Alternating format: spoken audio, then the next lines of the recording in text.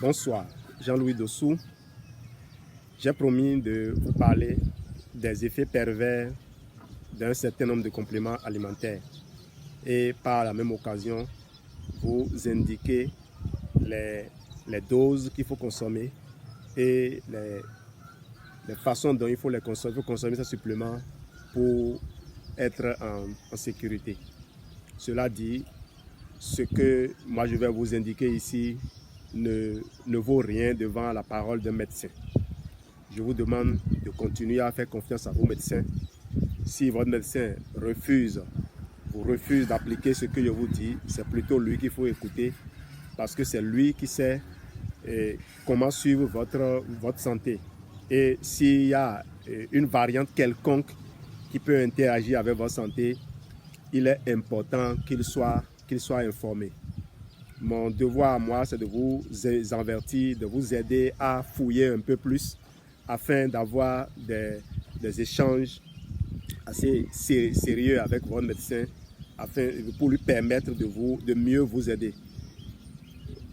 Prenez toujours le temps et la patience de l'aider à appréhender les choses. Choisissez aussi le bon moment parce que les études médicales sont très difficiles. La fonction médicale est une fonction assez exigeante et la moindre erreur peut coûter la vie à vous, le patient, mais peut suivre ce médecin-là toute sa vie.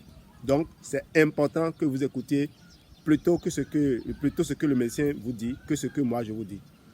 Qu'est-ce que j'ai découvert sur la vitamine A?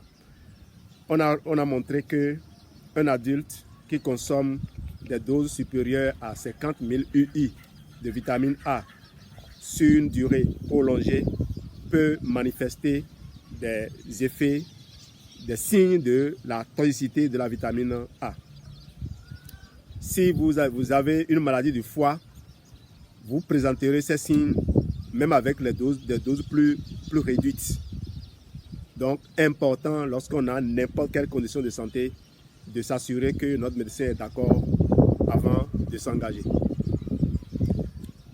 La vitamine A peut causer une toxicité aiguë chez un enfant qui consomme une forte dose accidentellement. Une forte dose qui peut varier entre 100 000 et 300 000 UI.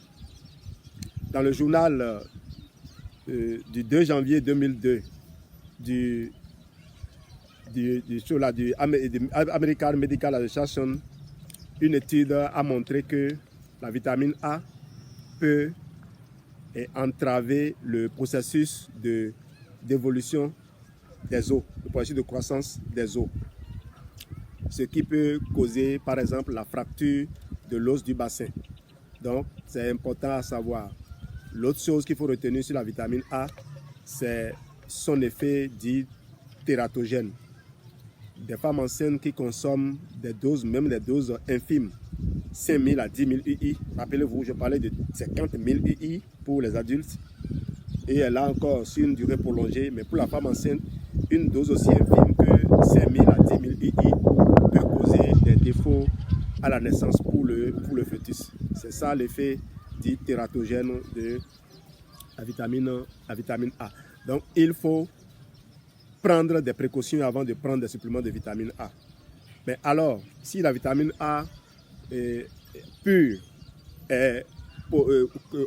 possède un potentiel aussi élevé de nuisances, comment est-ce que nous allons pouvoir consommer la vitamine A pour être, en toute sécurité, comme je disais en introduction? Permettez-moi de boire un coup d'abord. Prenez des bêta-carotènes, prenez des caroténoïdes. Les caroténoïdes, surtout des caroténoïdes mixtes. Les caroténoïdes sont mis à la disposition du corps. Ils ont un effet dit adaptogène. Ils se mettent à la disposition du corps et c'est en fonction de ses besoins que le corps les utilise. Tenez, vous avez un chantier et vous voulez construire, vous voulez peut-être utiliser 20 tonnes de ciment sur votre chantier. Si vous achetez 20 tonnes de ciment et que vous ne mettez quelques camions de sable, quelques camions de gravier, n'espérez pas que les maçons vident les 20 tonnes de ciment parce que les 20 tonnes de ciment sont là. C'est l'effet adaptogène d'un caroténoïde que nous vous recommandons d'utiliser. Merci et à la prochaine.